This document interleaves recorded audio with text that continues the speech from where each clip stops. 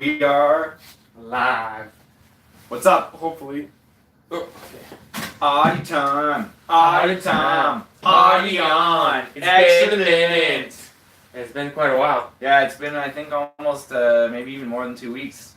I think it might have been our longest hiatus ever. Really? I think so. It's not that we didn't want to do it. There was that time where you didn't charge the phone. Yeah, that was my bad. He has this new phone that he keeps on top of the microwave, and that's where it lives. Yeah. But, Sole purpose is to go live on Arty Time. Pretty High much. def. Yeah. There we go. So, yeah, so now we are live in high def, and I'm looking forward to talking about what's been going on over the last little while. What is that? Those noises? Yeah. Well, it's your phone that lives on top of the microwave. So. Yeah, but I don't know, man. I don't know. So I don't use the phone. It just lives on top of the microwave. I don't know what those noises mean. So I've Is it gonna start vibrating and fall down and like? Did you bring props? Arty time anymore? Did you bring props? Is this what it's about, or just? Well, yeah, I was excited that that this is happening. Oh, this is the Chris Dyer toy that I got for him. Yeah, that's. Thank you, by the way. That's super dope of you to think of that. So yeah, I painted one of these a little while ago, and I had a ton of fun painting it. And I went to Chris's house, I don't know, not long ago. He had a little party, and I asked him if he had any blank ones around, and he didn't. Or he looked in his closet, and he didn't think he did. But he moved just a couple of weeks ago, and Germ helped him move. And lo and behold, when he moved and cleaned out his other closet or something, one of these blank guys appeared. A couple of them. A couple of them. All right, well, I'm more concerned about this one, the other ones. And it's funny that you liked painting this. What did you like about it? Well, a few things. First of all, I thought it was really dope that Chris invited me to be part of the group show that he had going on in Colorado with him, with a whole bunch of other artists he invited to paint these. I felt honored to be asked to be part of that, and I really gave it my all. I spent like almost 40 hours plus painting this little thing. But he put a glow-in-the-dark layer on it. Yeah, no, he's been featured on here before. Oh, yeah? Galactic Dude. Yeah, we've shown him in like 2 or 3 episodes, maybe even more.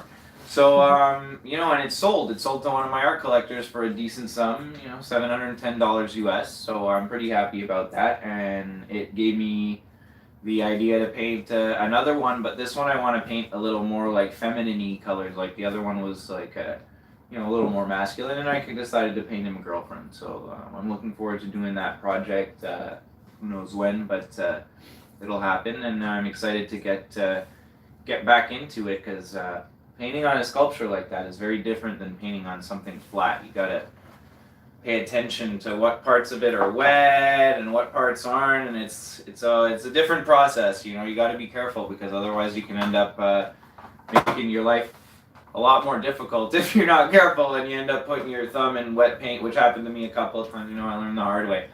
Patience is the virtue when you're doing something 3D like that, covering in paint. Yeah, painting and patience have similar letters. I suppose they do have some similar letters. That's quite an observation, Germ. You gotta be patient to paint. Yeah. You know what I mean? And I do not enjoy painting these things. Are German minimalists patient when they paint? Before they hit that one stroke, yeah. I guess so. Yeah. And it ends there. Yeah. But I didn't like painting toys so much. I don't know. I think for me it was...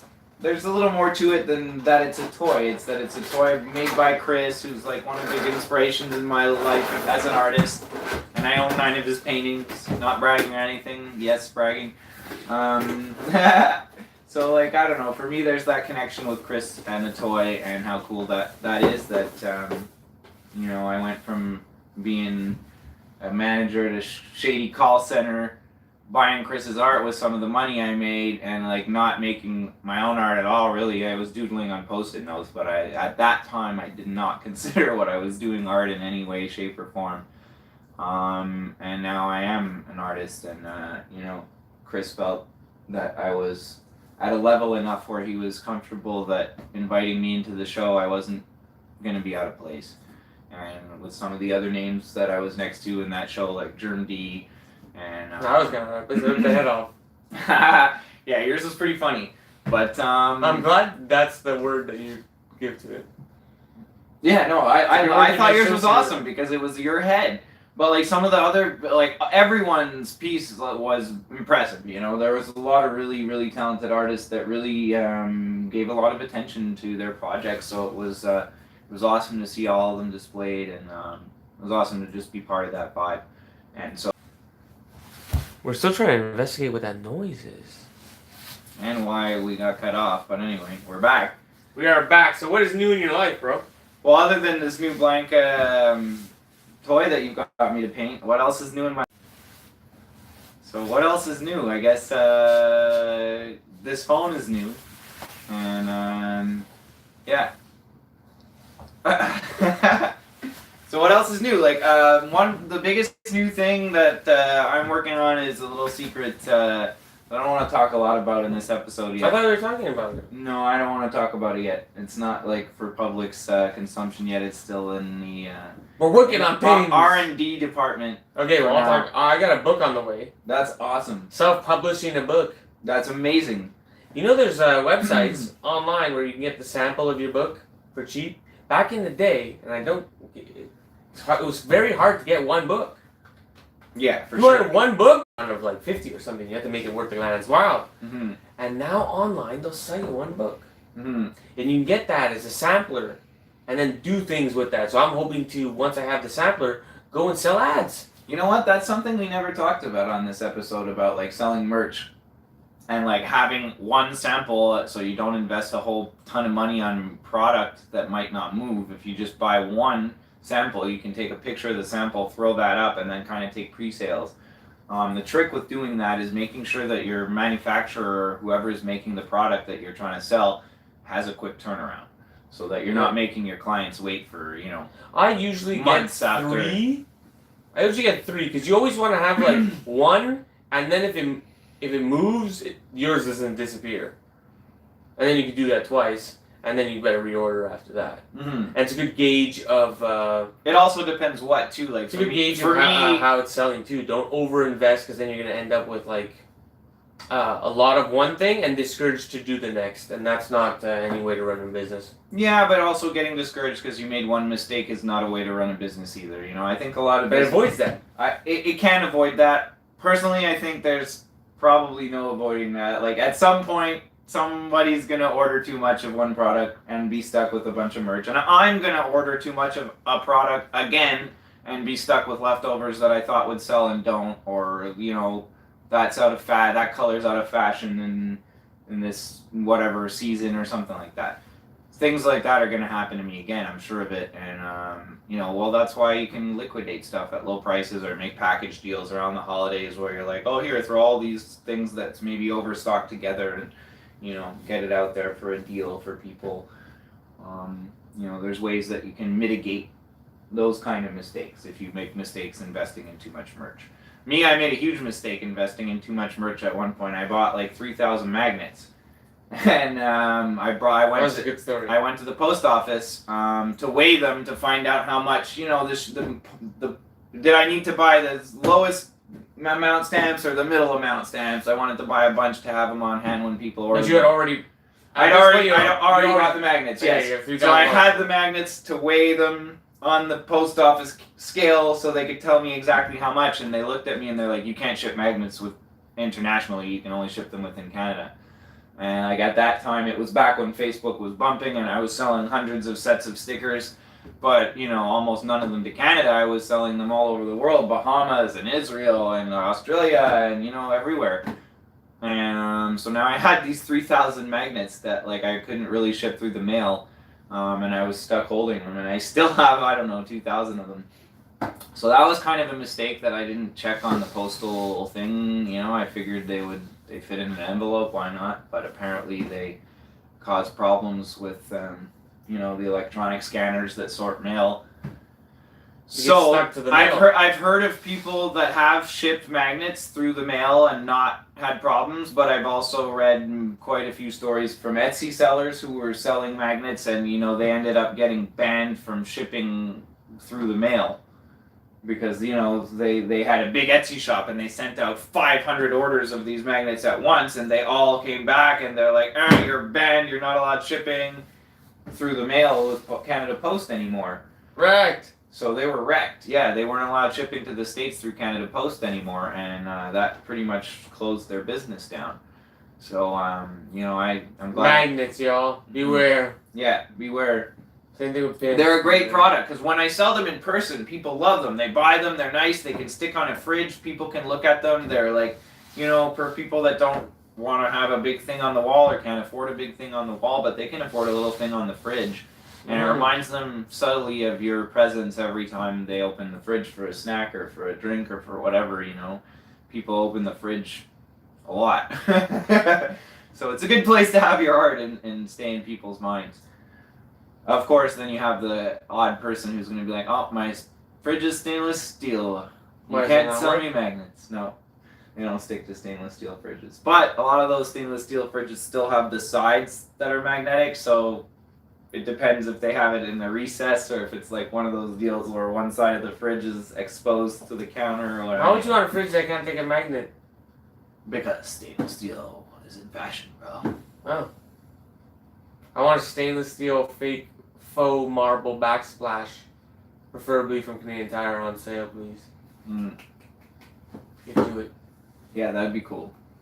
And I'd like to go back to my book before you cut me off with this long rant about merchandise and stuff like that. Yeah, okay. So I make a book here. So yeah, your book. You were talking about the fact that you're getting one sample, and that's what I brought in the merch. Yes, thing, but that's not a it. good idea. So go back to your book.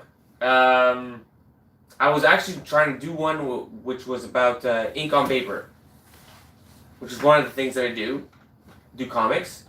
And while I was doing it, I realized, I also have the street art and the pictures on the street art, and that was a book that not many artists can produce.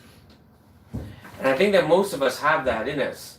We have a facet that's pretty unique, and that could be made into a small,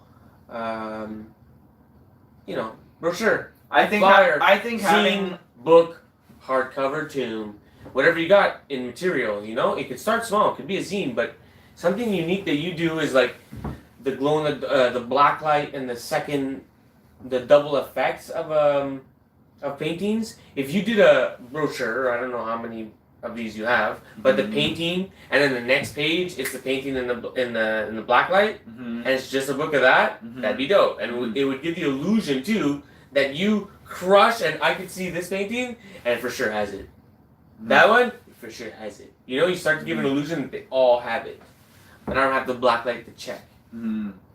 Yeah, I mean, personally, I kind of started staying away from blacklight paint early on in my career just because of the fact that I was finding that nobody had a blacklight at home, and the people that wanted my art weren't the kind of people that were going to go buy a blacklight for the most part. The people that were, whoa, the blacklight stuff's so cool, like, I got $5. And it's like, okay, well, sorry, the stickers don't glow in the dark, unfortunately. Maybe I'll have some that do one day, but... but glow in the dark works. Yeah, glow in the dark works. So for me, for my target market...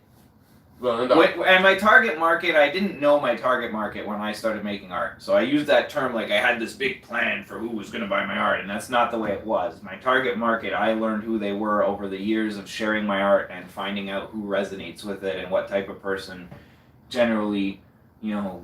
generalizations, what type of person buys my art, and now I have a relatively good idea of what type of person is going to be interested in buying my art, I describe them.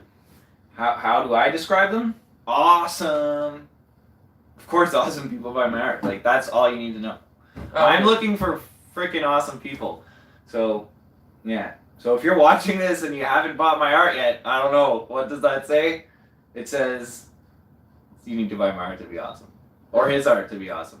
Or someone else's art to be awesome. But you should have some real original art by another artist besides yourself on your wall that you can brag about. You said something pretty profound on the card before, which was, artists drive eyeballs and drive attention, and they don't always sell. That's true. That's very true. I know lots of artists that make amazing art, and they don't even want to sell their art. Like they would be offended if you offered them money for it, and they'd also be offended if you asked to take it home for free. Just think of this man right here. This man is a successful artist because he moves plastic acrylics on cotton canvas stretched on wood, and he won't sell it to you. Famous. He won't sell it to you.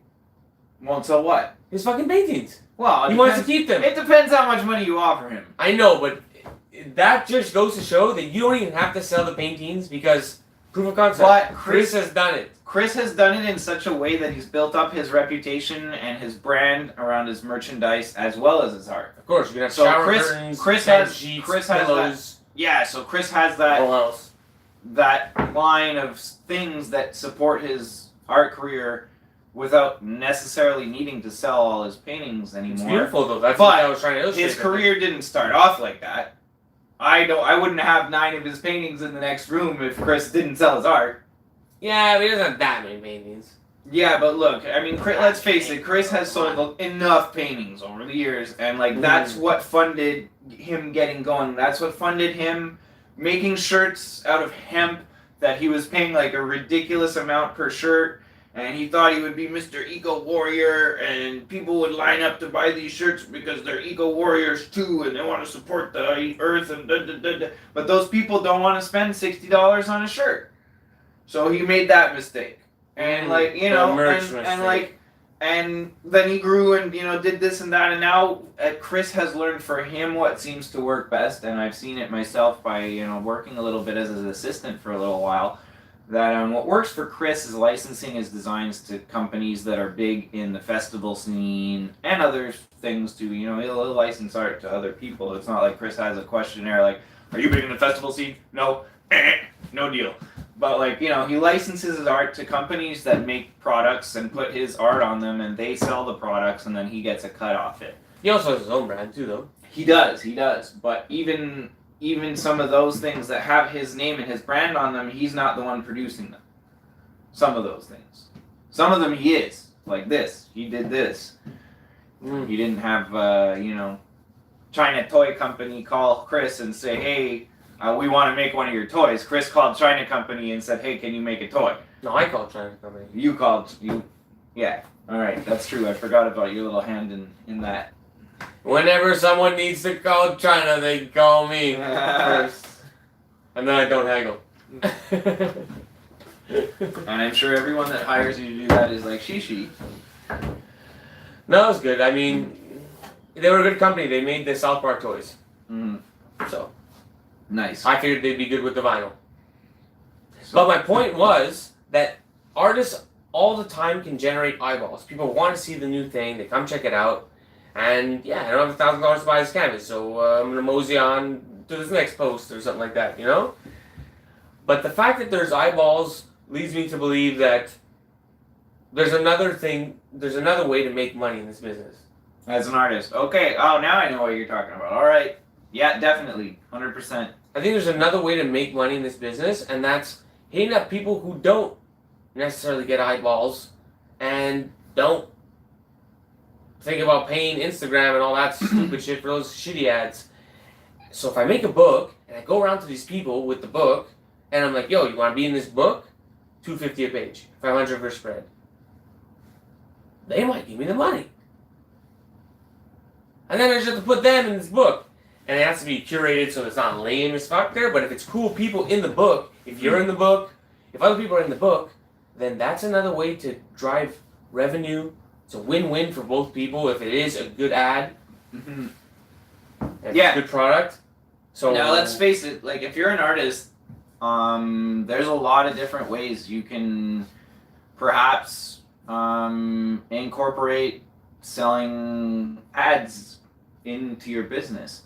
Like say for example, you're doing an event and the table costs $75 for the weekend. You can maybe hit up a business in your area and say, "Hey, would you like to sponsor my table for the weekend? It'll cost you $75, and on the front of my table there's going to be a banner that says sponsored by or whatever." Okay, yeah, it could be more, but yes, I'm saying like, please. This is a bit.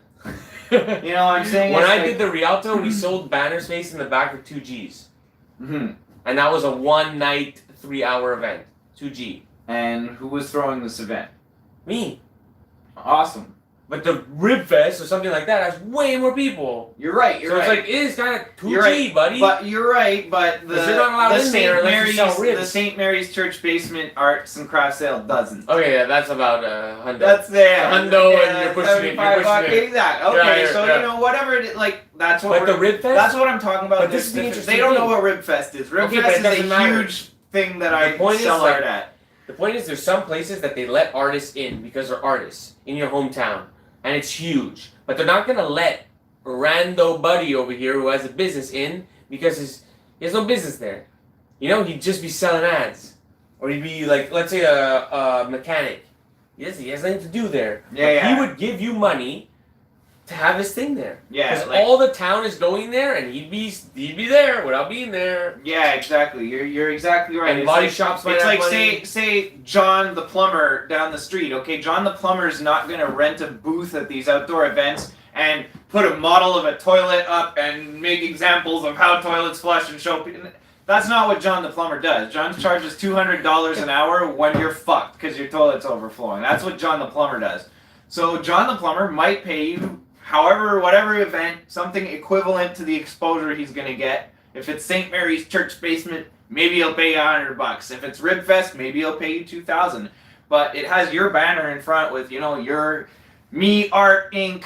And then on each side, it's going to be like sponsored by John the Plumber. And have his little business link and his little business logo. Yeah, link like you got. Which I actually think would be good. People on acid poking your banner there trying to get to his website. It'd be good even for people to break the ice with because they're going to see the banner, they're going to see sponsored, and they're like, John? Oh, it's sponsored by John the Plumber? What's that about? It opens the gate to talk about something. Mm-hmm. There's also the art too, but people might not be versed in that. Yeah, I mean, they're versed in other people and their names. To be totally honest, I haven't done this myself yet. I think we kind of just had this light go off on our heads like a week ago, and we've been talking a lot about how to incorporate advertising into our businesses since then. One of the ways I'd like to that I haven't fully developed yet is I want to sell ad space on my website. I sold ads online for many, many years, and I think I can come up with something that's sustainable for my business to make a steady stream of income coming in. It's going to take a little while of figuring it out exactly how. But when I worked at other call centers, that's exactly what I had to do. I had to try a script and then modify it and then, learn to roll with the punches and how to talk to different people in different areas in a different way because they respond to different attitudes in different areas. So you're calling people?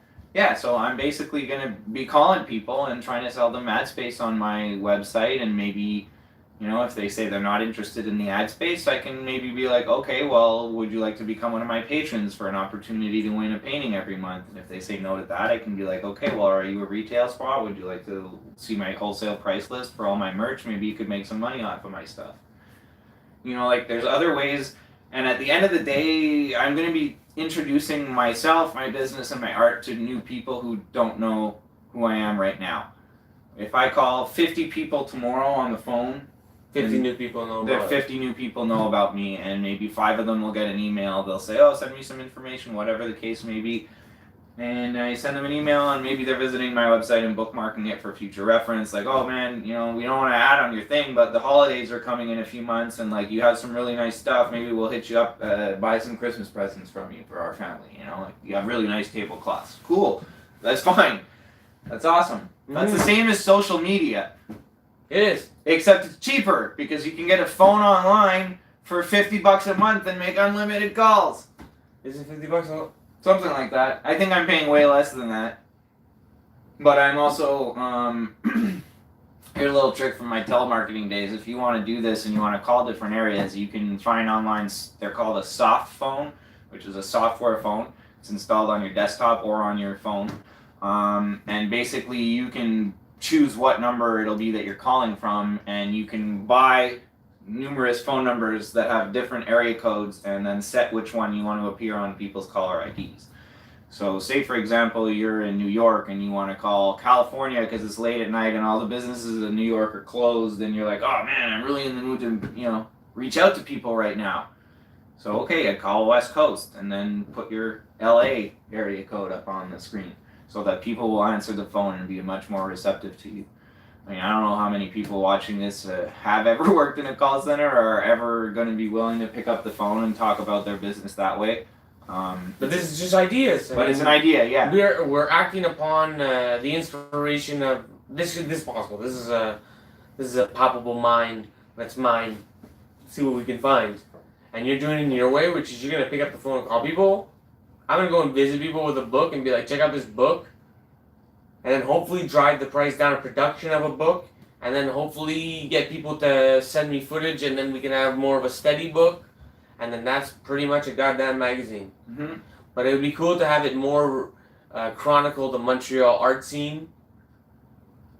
Because if you have everyone chipping in, it'd be easier. It'll lessen the burden. If everyone wants, because everyone wants it, you know? Mm-hmm. Everyone wants to chronicle what's happening. So if everyone puts in like that, then I think it's possible. Oh, for sure. Anything's possible, you know, like the biggest projects and the most amazing things happen with a lot of people working together. Nobody ever does it alone. Mm-hmm. You know, like it's extreme, you know, everyone gets help at some point from, you know, a gallery that's well known or a patron that, like, you know, says, hey. That's so you know, true. I gotta go all hit these up a gallery. things. I gotta get, like, some money from a gallery. Mm-hmm. So There's only gonna be one, and you know, so they're this gonna benefit. is something that you can think about, like, and you know, if you're entrepreneurial minded, for me personally, like, some people might be watching this and going, well, I'm an artist, not an ad sales guy, and it's like, okay, but what are you doing full time right now? You're an artist, you're not that either. Wear your friend's shirts, then, you know. Mm-hmm. You know what I mean? Check it out, man. The whole fucking weekend, we wearing other people's shirts. I make my own shirts, but That's awesome. you know, you gotta shout out everyone. And speaking of shout outs, that's we got if you're wearing Nike or some shit, burn it, please. Get some coke air. And help your friends out. That's an ad space right there on your chest. Mm-hmm. And it shouldn't go to fake shit, as far as I'm concerned. Yeah, the less chest space that goes to Nike and whoever else, and goes to The you know, better. your friends and your favorite artists who have that. Not every artist has the T-shirts and the clothing line that you can represent them when you're walking around with. But if one of your favorite artists does, like, please do that. Throw on some of their gear and tell other people about it if they ask you, like, oh, this is my homeboy, this artist, whatever, you know, like this is. Or this is, you know, show them, introduce them. Word of mouth is the best thing that helps us. Yeah. Like, when you tell other people about us, especially in person, there's nothing better than that. Did we talk about that good shout out that we got? That's what I just wanted to bring up. That awesome shout out. Yeah, go for it. Well, I've been following a blog called The Working Artist for years. Her name is Krista Cloutier, and she puts out really inspiring content. She does, like, an online course where you can learn the business side of art, and I really would love to take it. I haven't taken it yet, but you know, I've been following her a long time, and I probably will at some point because I think it would be a good investment. She comes at the art business from a different way than... Hold on, is this an ad? Is this an ad? I don't know. Well, her shout out was an ad, so I think tit for tat at that point. I don't mind shouting her back out. She sent a shout out. Well, she has an email list, and she sent over the last few weeks, what she's been doing is checking out different podcasts, and, you know, every week or two she'll send out a list of what she's been checking out, and she checked out Arty Time, and she wrote us an awesome review. And she sent it to everybody who signs up to her email list. I'm literally signed up to her email list twice with two of my different emails because sometimes it was going to my junk and I'm like, I don't want to miss anything she sends out. So I signed up for my other email list too. Like, her information's valuable. Check her out. The Working Artist is the name of her blog and website and whatnot. So find her online, find her on Insta, find her on Facebook, and give her a follow. And check it out. You know, any friend, like... It was really nice what she wrote. Yeah, it was super flattering. I was... I think she has a crush on Adam. I don't think so. But I was honestly super surprised. I opened her email, and she didn't tell me, she didn't send me a message before saying, hey, we shouted you, or I'm going to shout you out or nothing. You know, I opened the email, and I was like, oh, what? Wow, that's awesome. Yeah. And so who else shouted us out we don't know? Because if you didn't sign up, you would have never known. Yeah, that's true. If I wasn't on her email list, I might not have known. Are we famous? So get on her email list. You never know what you can learn from her. But yeah, it was really nice what she wrote. Like, she recommended that you watch it from the beginning to the end. Yeah. Not to the end. I don't think she said that. She's like, she said, yeah, she didn't take it. Yeah, she didn't mention stopping. So like, you don't stop watching. Because if you've watched more than one, you know that it's almost like a chronicle of our lives too. Yeah. Now we're on the I have a book. I'm selling ads. Yeah, it started off as quit your job, don't work, and now I have a job and I'm working. But you know, like we're being crushed by the ads through that whole thing. And you know, let's talk about that. You know, well, this is what it's all about. Social media is taken over by ads. Like the reason that we can't reach our followers anymore is because Facebook is putting ads. And they're selling the eyeballs that not just us, but all of us collectively are bringing to Facebook. Yeah. Facebook doesn't create any content. We create Facebook's content. So those eyeballs that are watching my stuff that they're putting ads in between, like, why do they get to make money off of that? And it's one of two things. Get it out of here or give me the cash. Yeah. It's one of two things. So part of what we discussed is like, yo, these mega corporations, that's their business model, and they're winning. So I want to try and, you know, take a little bit of that tactic and apply it to my own business where I can stay focused on getting my brand and my name and my art seen and known about by more people, and keep my business going, where I won't have to keep this job that I'm at right now.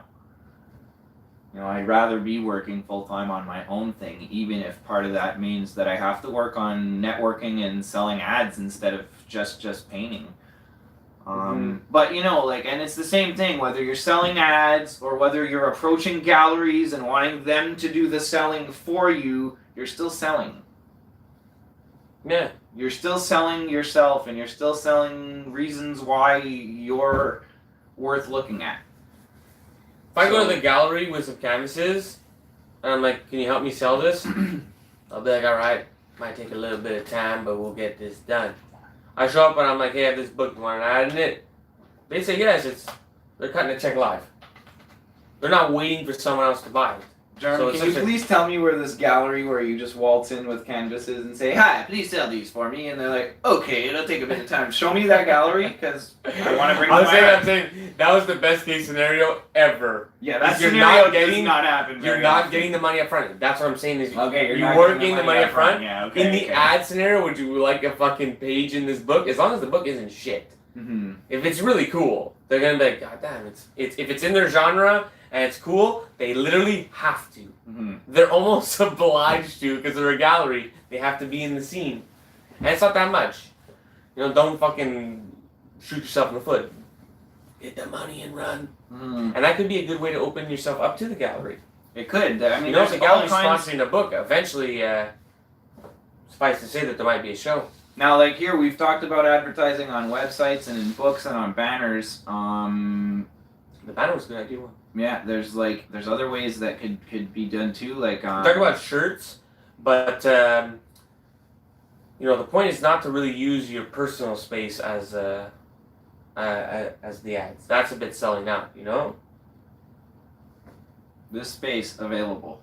You know, you wear a hat from your boy and stuff like that. I'll tattoo your ad on my forehead. No, I won't actually do that. Never in a million years. Not even for $1 million. I know, it's like it's this nuance where like I wouldn't take a price for me to wear the same hat all the time.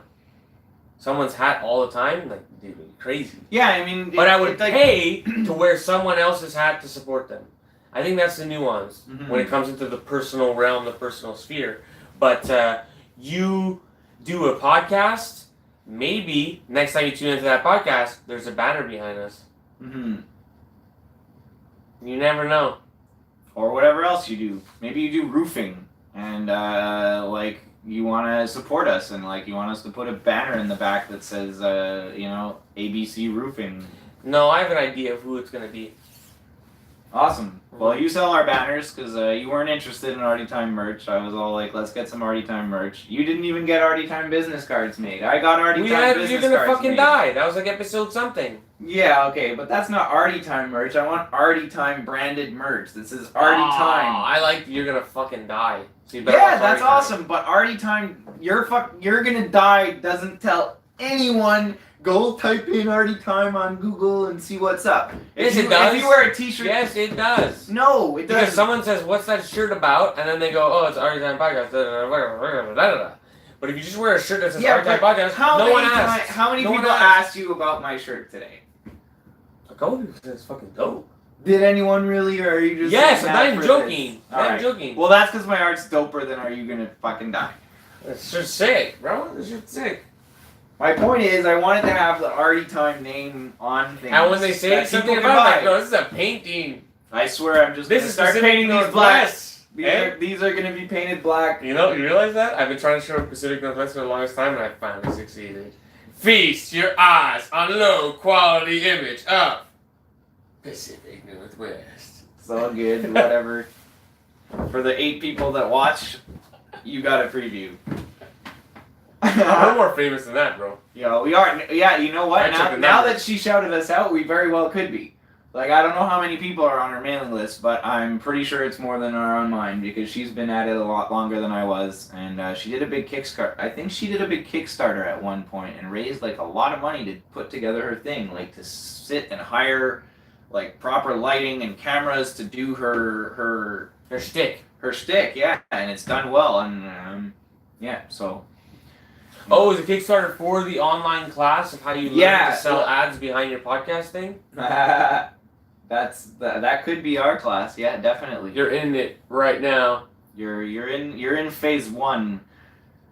Phase 1. Phase 2, banners behind us. And we talk about how you can get a banner too in your house. All you need to do is live stream on Twitch. Phase 3, and you probably could. That's the worst part. You could probably live stream it on Twitch and get someone to give you fucking, pay my phone bill or internet bill. Put your banner back. Totally off the point. Well, not totally off the point because it was a creative idea. One of the most brilliant advertising sales shticks I ever heard was back in the day. I don't know, around 2003 or 4, somewhere around there. Some guy made the $1 million website, and his website was 1 million pixels, and each pixel, you hovered over it and it had a link, and he sold the links to each pixel for $1. And you could buy batches of 100 pixels for $100, or 1 pixel for $1, and his website sold out like overnight. His pixels were all gone, because it was all over the news, the $1 million website, how this guy made $1 million overnight. And it happened. And then there was like, all of a sudden there was all these copycat websites, and there was guys trying to make the $1 million website, and even them, they would make like, $60,000 in a week. Like, I knew a guy that did it. And like... How are they getting the sales to come in? Well, he was they were email blasting people. And this was back before algorithms would keep your emails from inboxes.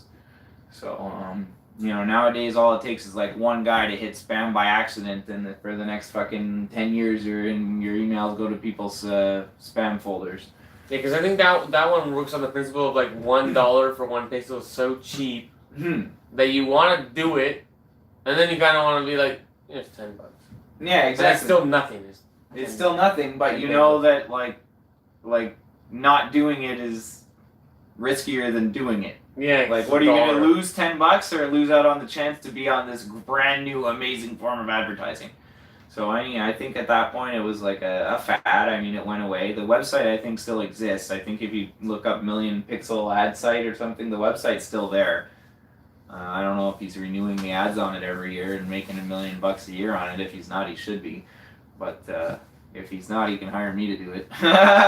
But this is about building relationships with like-minded people in your community. Is really what it's about. Yeah, it's also about, for me, because the people who are going to want to advertise are going to be businesses, obviously. It's not like your sister or your grandma is going to want to advertise like, "Hi, I'm Sarah." Like, no, like, they got to have something they're pushing or want to show off. Like, it's, average Joe Blow isn't going to advertise. You're talking to business owners. So it also puts you in contact with people that think in a business-minded way. And it can, expand your circle from people who are just like interested in following art to, people who are running a business and know a little bit more about it maybe than you do, or even, definitely there's people out there that know a lot more than running a business than I do, or Germ does, and we can learn from them. And by communicating with business owners on a regular basis, trying to get your brand and sell ads to them, you're gonna learn some things. Just over the course of talking to people, somebody might say like, "Hey, do this," and you'll be like, "Oh, why didn't I think of that?" Like the whole idea of selling ads for us is like, why didn't we think of that a long time ago? And like, it's not like we've made a ton of money selling ads yet, but like, we're. But I've been doing this art, towards it, selling the art, and it was working towards something because they're all kind of related. And then it's just like, well, what am I really gonna do? And then it dawned on me. I'll put them together in a book, and that's not it. That's not how it ends. It's not just that.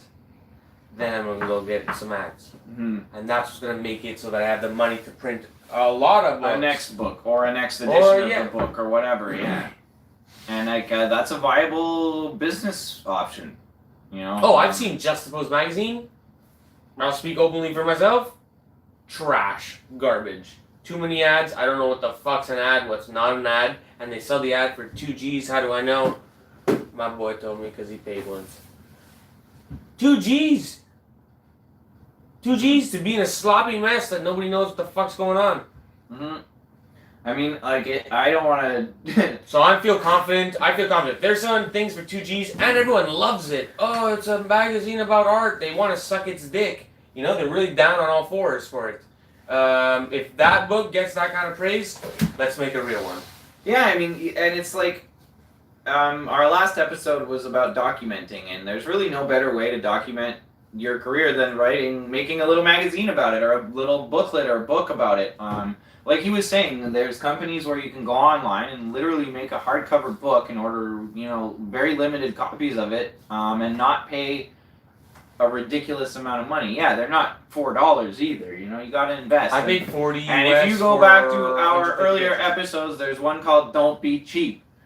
No, look good. Get the hardcover. That Just Suppose is a magazine. I'm not gonna keep blasting them. They're doing good for the community, but I think that there's improvements to be made. I wouldn't necessarily go outside of Montreal too much. I would like to document the Montreal people because that's really homey about it. And then maybe the person who comes in and visits, and maybe there's a person abroad. It also makes it easier for somebody, like for you, who has all these local contacts, like, already, to just branch that network out a little more. It helps for me, like I don't have a car, so I don't have the ability to jump around to different businesses in different areas in person as easily as Germ does. So for me, and plus I have like 20 years experience working on the phone, so for me it just makes sense to reach out to the way I know how to do it. And then there was also the event idea. If you have a live event, there's a banner. So whatever we're saying here could be reinterpreted in the way that you're doing it. Yeah, exactly. He's a sales guy on the phone. I'm an in-person kind of... It could be something like, okay, you're selling stuff online on Etsy. You sell 20 things a month. You could call business and be like, yo, I'll put your pens in every package I send out. And then they put their logo on pens, and you order some pens with their logo, and you put a pen in their package. It could be, there's a lot of ways that you could market ads to businesses to make it interesting for them. And they're supporting you. And again, it's helping the thing grow. You're getting more resources, and they're getting to be attached to the eyeballs that you're generating. Yeah, so there is value. They're not losing. Trust me, they're not losing. There's a worth to your art, and it is the eyeballs, and know that. And don't shy away from it, and don't be shamed. And again, people want to see what you're doing. Like, I totally understand that I come from a years and years of selling advertising background, so I might talk about it like it's nothing. But I also didn't turn into this amazing phone sales guy overnight either. I read a lot about sales techniques and how to talk to people over the phone and how to write a script for a sales thing over the phone. And so all that information that I read is available for you too. It's just on Google. Click it away. Don't be lazy. Don't be cheap. If you want to make your business work, that's one way that you might want to seriously look into, because especially online, that's what keeps a lot of online platforms rolling is ad revenue.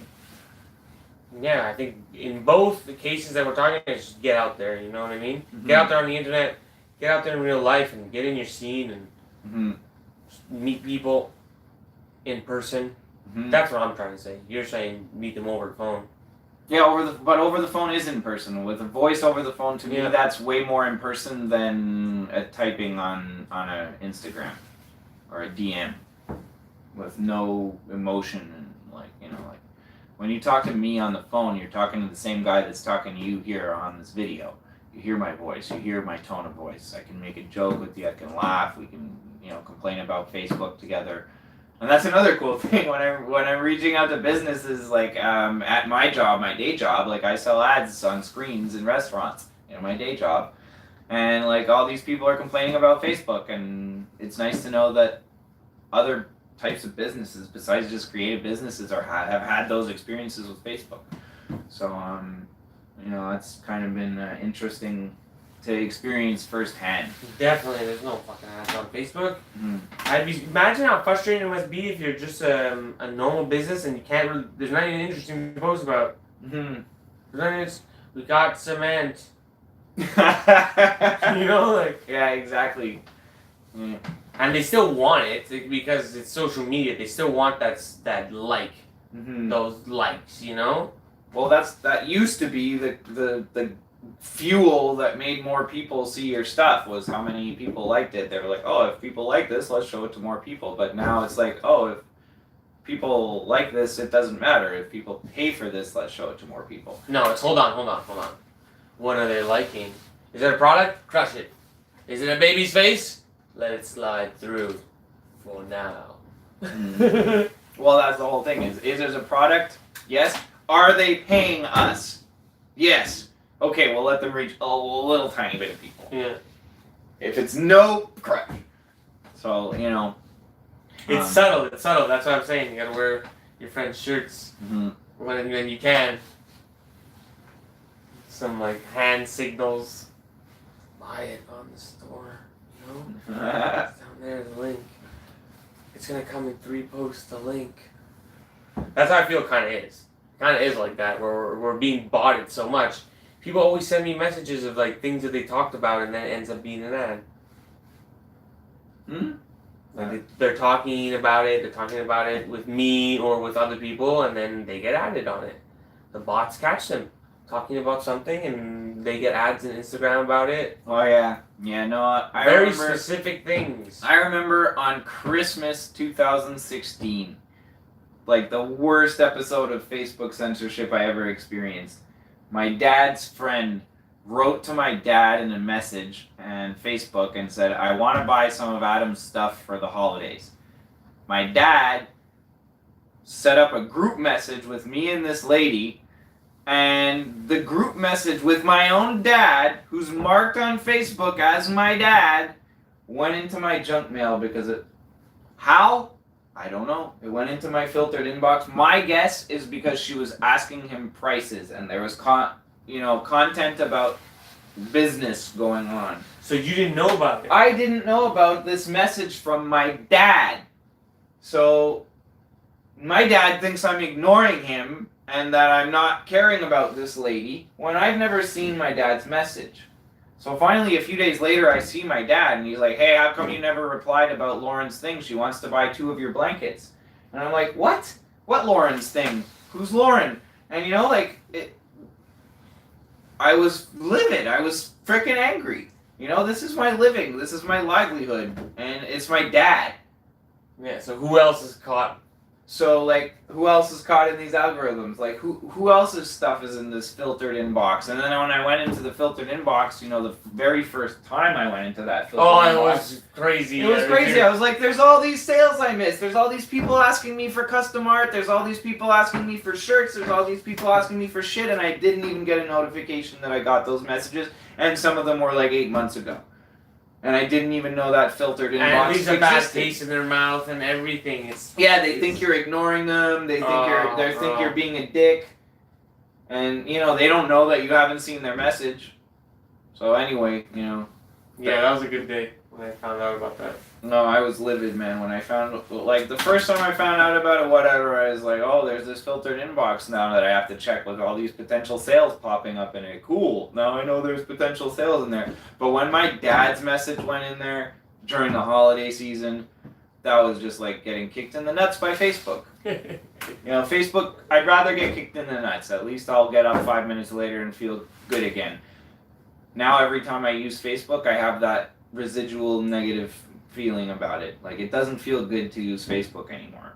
I used to log into Facebook and get up in the morning and it was like a shot of adrenaline. I'd look in and I'd have 99 notifications and I'd have 12 messages and all of them were saying nice things about me and my art. It was just so motivating and so, I had so much confidence and I had so much, I don't know, man, it just feels awesome when you're waking up every day to a whole bunch of people telling you how you're motivating and inspiring them, and people would write to me about how, like, you know, they read my story and been following me and they got sober or they stopped using drugs or alcohol, and they'd write to me about that. They are writing to you, just some real going in the personal filtered stuff. inbox. Yeah, no, they're not anymore because not enough people are seeing my work and they're not able to follow the story in a chronological order the way that it makes any sense. It's all Well, I have jumbled up. the perfect plan for that, and it makes no sense at all. The perfect plan to tell a story in a chronological order is to make a book. I think you're on the right track. No, not just that. My Bart mask. I'm becoming king of Canada, y'all. I found a Bart mask. Only in Canada can a king be elected. Sorry. No, a king cannot be elected. In Canada, one can. Only appointed Nah, by Canadians, the people. Canadians are so nice that it's like, all right. Like, well, I'll just pay my tax to the Queen there, eh? We pay $2 every year to the Queen of England. I'm tired of it. So I'm wearing a Bart mask to show how absurd our system is by being absolutely absurd and running for King of Canada. That's awesome. Because the elections are this October. And that's just another stunt, you know? And I think just like how you call people, I think just going out, handing flyers, and really marking people's lives. Where they're like, I met the King of Canada, he's kind of weird. He gave me a flyer. He had a really nice shirt on, though. And that, my friends, will sell more art. Definitely. That's the story. That's the entertainment. And, you know, that's where germs... And what I love about this, I take off the mask and it's just like, that was that. This is this. You know, I can have a separation. It's not me with a fucking crown on my head. I think that would be a bit too much. It has to be something absurd. You should put a crown of thorns on and tell everyone you're bootleg Jesus. I think that's absurd. Absurd. That's not going to go over well. It won't go over well. Bart mask, ironically, will go super well. Bro, you showing up on the doorstep in a white robe and a crown of thorns with your book, You know what I'm going, here's a bunch need, of bootlegs. I turned Mickey into Bart. I just like need the your hipster bootleg blogs. Jesus showing up on the door, proselytizing. I need the your hipster book. blogs in town. The new age. The New Age news, you know? I need them to do a story on it, run a story. It'll be fire. I don't show my face. I'm just... You don't want to dress as Jesus Do you remember D's Nuts? Do you remember D's Nuts? No. It's the dream. D's Nuts ran for campaign. He was killing it. He was in the States. I would forget what he was running for, but maybe president or nomination of one of the parties. He was destroying it. And they tracked him down. And D's Nuts was 16. Or something like that. So they're like, oh, disqualified him, and they fucking mudsling and disqualified him because he wasn't of age. Yeah. But they were terrified of D's Nuts. Because he wrote it as D's. You know what that means, bro? Who are you voting for? These nuts. Okay? He had them. He fucking had the whole system like at his knees. He was 16. Nice. So I think it could be something similar, but here in Canada, no way I'm filling out the forms to run for some fucking stupid shit, and then I'm supposed to be in an office in Ottawa.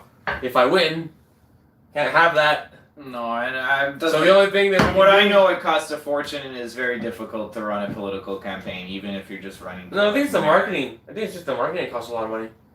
Yeah, well, that's the thing. Yeah. It's probably like $100 to get your name on the ballot or something stupid. Yeah, I don't know. I guess it depends. It's a marketing game because that's what it's really about. It's notoriety. When people go into the booth, who knew who more? Mm-hmm. And fuck it. People in Canada don't even know that the Queen's on. They know the Queen's on the 20. They don't really know that the Queen is the Queen of Canada, and that we pay a tax to her every year. And street art is political, and this is an art piece, and it's political, and it's showing that we have a queen. That's basically the basis of it, is that we have a queen. Isn't this absurd? I'm going to run as the king versus queen, who do you choose? Mm-hmm. And it makes humans love to choose a side. Mm-hmm. They love that. And in choosing a side, I get to mudsling and all kinds of things. That's why I'm waiting to make talk about business cards. I get to Arty talk Time. about how the queen may be a vampire, and it's totally fine because I'm wearing a Bart mask and I'm going to take it off in a minute. I'm so stoked on life, bro. She has an advanced hemophilia disease where she needs intravenous new blood, preferably from children, and she could also drink it. It would work just fine. And the intravenous hurts a lot, so I wonder if she drinks it. I wonder how you know the intravenous hurts a lot. That's because I watched a vampire documentary where if they drink too much blood, they get the disease slightly, and they need to get intravenous they need to get new blood, and they don't like doing it, so they go and buy lamb's blood at the shop. They go to the butcher and they ask for blood I think pudding. Germ just slipped. I'm not. That's 100% Germ's true. a fucking vampire.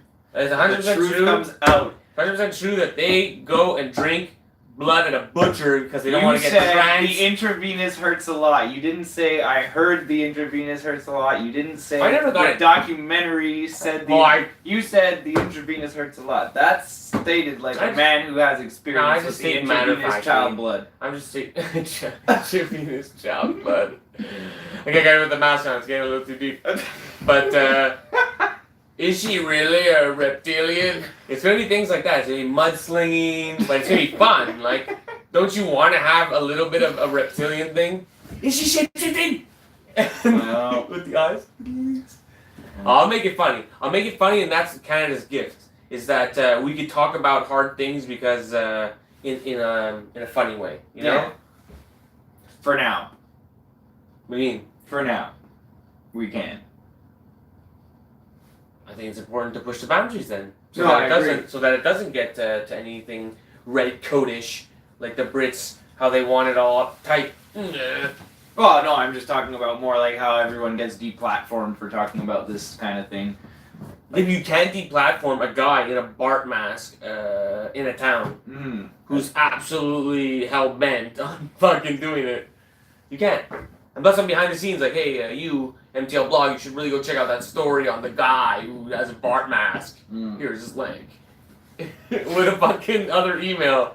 Forget it, bro. I'm destroying it. Well, all I need is that new age news. The hipsters. That's actually something that I'm going to be probably participating in. Speaking of new age stuff, there's a big bazaar that happens called the Buddha Bazaar in September that the organizers reached out to me and I'm trying to take part in. So I'm looking forward to that. Like, that's going to be pretty much, I think, my next big event coming up. I don't think I have anything else until like end of September. As far as vending, for me, summer's slow. I don't have a car, so I can't drive around to all these festivals. Anything that's further than 20, 30 minutes away. It's hard for me to get a lift to from somebody else to come drop me off in the morning and pick me up at night. So, long term, I'm gonna eventually need to buy a vehicle. But for now, I'm pretty stoked with mostly everything I need being in walking distance. But that's also why I focus a lot of my business online, and why some of the things that Germ suggests to me aren't viable for me. I can't go around to all these businesses easily. I can't throw things in the trunk to bring with me to show to people. I can put a backpack on my back, or at most drag a suitcase around. But who's gonna literally drag a suitcase around? Probably not me. So it does make a difference. And if you've got a car, like take advantage of the things Germ's doing. You know, bring your Well, sample, bring your merch around, show it to stores. Like Germ has his. You're not making more money than me necessarily. It's how we spent the money. We're in your studio right now. I don't have this room at my house. Mm-hmm. This room is my car. Mm-hmm. What you save, you know, like what I didn't spend on this room, I spent on a car. We're gonna lose our money. Yeah, you're right. It's where you spend the money. And that's my point, is that everybody's different. So whatever resources you have that maybe the other guy doesn't, like, that's why we try and point out a lot of different ways to do things and like differences between Germ and I's way of doing business. Because like at the end of the day, the truth is when you're an artist, there is no way to do business. There's a bunch of ways to do business, and you can learn something from all of them. And we hope that you're learning a whole bunch from us about different ways.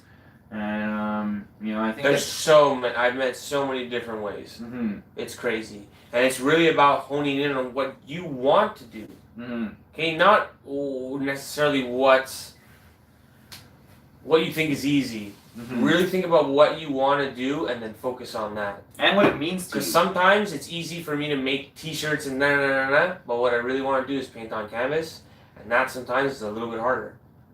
It's a little bit harder to sell. Because 500 people can look at it and you might only make a sale. Mm-hmm. Might only make a sale. Mm-hmm. T-shirt, you show 500 people, you're probably going to make a sale. Mm-hmm. You know what I mean? It's a different world. And therefore, when you come from a place of where you're lacking security, you might want to make those T-shirts. Mm-hmm. And you start acting more on those lines, and then you forget that what you really wanted to do was make canvases. Mm-hmm. That's more archival, and that's more... I'm talking about for myself right here. I feel that that's better for my career long term to paint the canvas. Well, that's why than to make 65,000 nice shirts. That's why I've got this giant thing behind me, which I'd be honest, man, I've been procrastinating on it a lot. So the hardest step is the final step. So I gotta take it across the finish line sometime soon. I've been saying that in like the last 3 episodes that it's been sitting behind us, and it's still not done. But that's okay because I have made a bunch of other art, so it'll get done when it gets done. But, you know, that's one thing I want to do. I want to focus on bigger art. I want to make bigger paintings. And I want to make more of them. And, you know, there's been this mental block finishing this one with the whole situation where I got my job where I was halfway through working on it. And, like, I don't know, man. It just fucked up my vibe. So, the vibe's getting good again. And I'm getting close to finishing it up. The last few mandalas I made have been, you know, have come out quickly and fun. And, like, I'm having fun painting again. Not that I really lost it, but like... I lost it this week. I lost my normal habits, and it came back to me maybe yesterday. The whole electricity being cut at my house and all kinds of stuff. My landlord said that nobody lived at the address, and then there was no electricity for a day, and I didn't know what was going on, so I was staying in the dark, and I came down to his house and found out that I had to pay 2 cents to hydro, and it would all start again. And in that whole thing, and there's other things too that are private, but why I wasn't there the other 2 days, and it just throws me out of whack. I literally sat in my house. He was getting his child blood transfusions. I was sitting there and I was like, in my house, and I was like, what do I do again? And at one point today, before coming here, I looked at my Instagram and like the other things that I posted, and I was like, how long ago was this? Okay, I'm doing bootleg comics. Okay, I'm doing it regularly. Good, past Germ. You're doing good. Wait, why is there not a lot of paintings? What was the last painting? Oh, that's a long time ago. 2 days ago. Oh, okay, that's not that long ago. And there's just like, it really fucked me up. Mm-hmm. I'd lost total sense of who I was, and I guess that's when I realized it's really linked to my habits and what I do. And if I change my habits too much, I'll really shake the boat. And have to be reminded that, like, because, dude, I'm all over the place, and I have to be reminded to make the black and white bootleg comics. Oh, yeah. Turn those into paintings. Oh, yeah. Because that's what my career is. Mm-hmm. And if I forget and I start making 3D toys too much, or embroideries too much, I forget that that's the secret sauce. Is the thing that's fast, that shoots out the ideas that people love and they laugh, and then those things make the painting. Mm-hmm.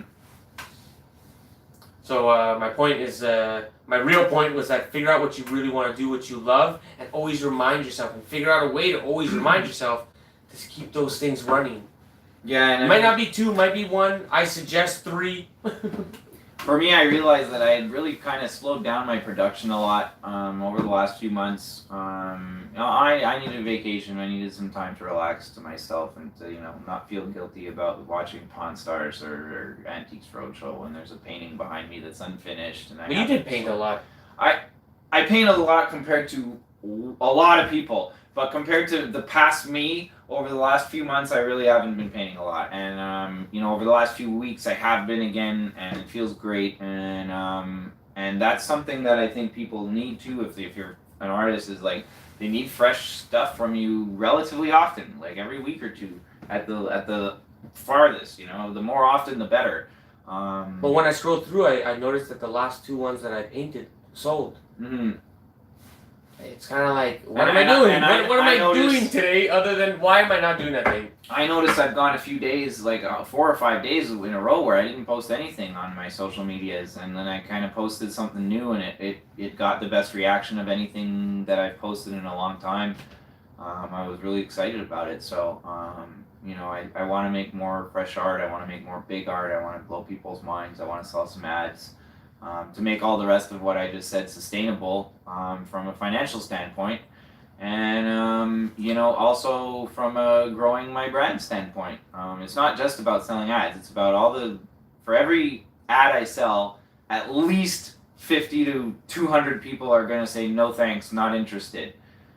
Out of those people, some of them might bookmark my website and go buy something at the holidays. A couple of them might go and become personal patrons for $5 a month because they really like my art. Some of them might ask me like, "Oh, hey, do you do wholesale? Like, my sister owns a rock and gift shop, and like we think your magnets would sell well there." And like all those things are possibilities. So I might hit somebody up and they'll be like, "Oh, you know what? My brother owns this big gallery in Toronto, and like I already bought one of your paintings online, and like I'm calling him now and telling him to check you out." Like that could totally happen. And by keeping that positive attitude about those open possibilities, I'm going to attract something amazing, and I know it. And like it's just going to be. There's no way that it won't be, as long as I don't give up, as long as I don't get discouraged after 3 days of trying. We spoke about this before in the other episodes, how important faith is in being an artist, because it kind of doesn't make sense. I have faith that if I put on the Bart mask, it'll make sense, and it'll be great. It'll be fantastic for business. That's what my gut is telling me, and I have to have faith. And you're saying that if you get on the phone and you call those people, you gotta trust your gut. It's gonna work out. You gotta have faith. And that's a lot of what this business really takes, is that when you get that inspiration or that hunch, go for it. Yeah, go for it. Don't go wild and spend $3,000 on magnets, though. Well, at the time, it was an amazing thing to do. And you know what? I still think those magnets are going to come rescue me at some point. Like I'm going to be at an event. There's going to be a solar flare, and he's going to I'm going to see an ad called, like, the Magnet-a-thon trade show, and I'm gonna go set up a booth with just my 3,000 magnets, and they're gonna sell out, and everybody around me is gonna be like, "Man, I should have brought more magnets with me because we sold out, and this guy had 3,000." And it was called Magnetron. Magnet man. So I know those magnets are gonna turn into something someday. At the very least, I'm gonna throw them in people's packages and give people magnets. Like, I already have done that a lot of times, because I can't ship them in an envelope with a stamp, but when somebody buys, like, a package that I can ship, then I can throw magnets in them because they don't go through the little envelope sorting machinery that the magnets fuck up. So, I definitely give some freebies that way. But, to sell 2 or 3 magnets, it's not worth me to, ship them for $10 that it costs to ship them in a package. Who's going to pay me $30 for some little magnets? Nobody. But who's going to pay $5 for 3 magnets at an event? Hundreds. I've already, I had 3,000, now I have 2,000. So if you can do math, I've sold like around 1,000 magnets. So have you sold more pens? I definitely made profit on the magnets already. So the fact is, I didn't really make a mistake. I've made profit, and I still have 2,000 magnets. Yeah, it's only a mistake in the heart. Yeah, why it felt like a mistake when I showed up at the post 'Cause the office. gut And they're was like, you telling can't you something. ship these, and I'm like, ah. Yeah, you know, it ruins the dream. Yeah. And now it's a new dream of the slow, steady wait. Mhm. Oh well. Mhm. Exactly. Oh well, big deal. You're the artist. You can always make more. Mhm. And that's a learning experience. Mhm. Definitely was. And Stay tuned. I'll bring the mask next time, and I'll make a little appearance as a King in Canada.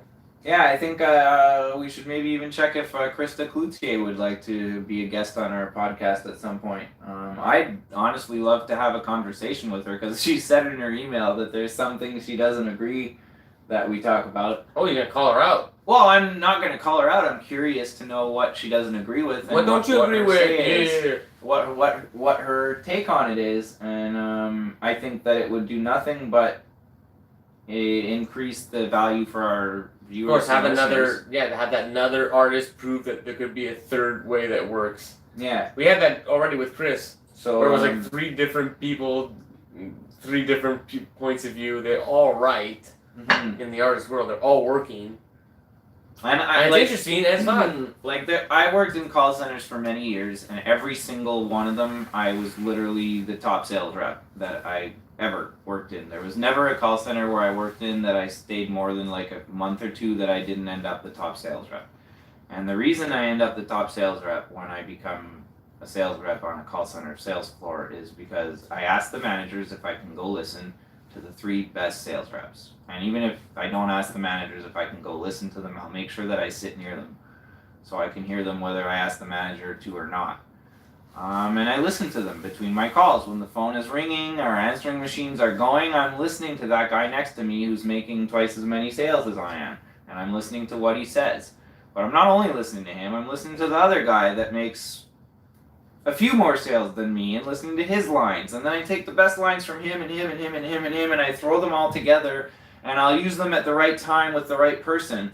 And that's why I end up making more sales than everyone else, because I talk to each person as an individual, whereas most other sales reps will just read a script like a robot, and if the person on the other end isn't following the script, they can't handle it.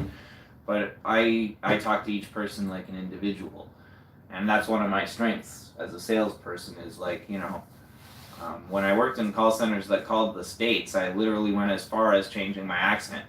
Someone called me from New York, I'm like, yeah, I'm calling about your ad in the yellow pages. We're just making sure it's all staying the same this year. You ain't changed nothing from last year. You still at the same address. All right, we keep it all the same. You got a website now you want to put in there? No, all right, leave it the way it is.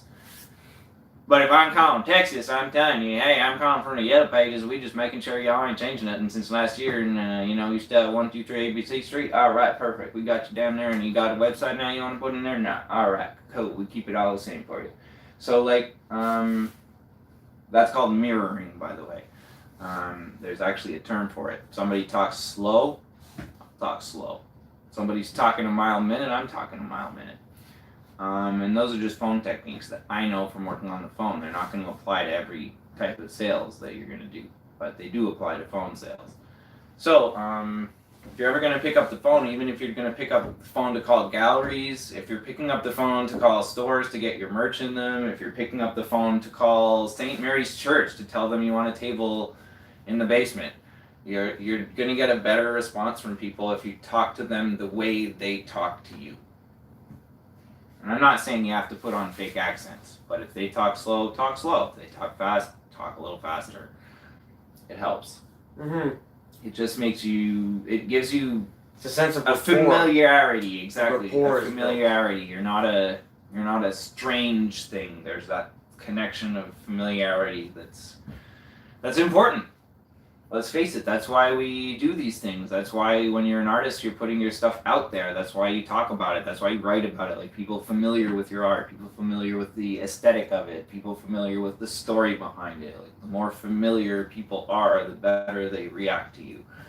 And that's the name of the game. So yeah, I don't know what else, if we want to talk about selling ads, I mean, I trained people to sell ads for years and years and years, and I can go on for pretty much ever about that, but, how long have we been on here? We're going to be tuning out right now. Yeah. And next episode, you will learn more about, and hopefully it won't be 2 weeks. Yeah, Hopefully hopefully. you'll keep this phone charged this time. Yeah, yeah. I'll do another one soon, and hopefully I'll have the book. Awesome. I don't know. I think it comes the 9th of August. No, I don't know. Yeah, I've got some cool things that I'm like waiting for August to show off too. You know, I have some cool things coming down the line. For just for the hell of it, I'll say next episode this painting's gonna be finished. It might not be, but I'm saying it again just for fun. You said that last time? I said that like the last 3 episodes or something like that. But anyway, Social pressure has no effect on this man. no, doesn't. But yeah. So I don't know. Stay tuned. Enjoy. Thanks for watching. We hope Arty Time. Arty Time. Arty on. on. Excellent. Arty on, folks. Peace. Oh, that's not even a stop button. Is it? Is it X?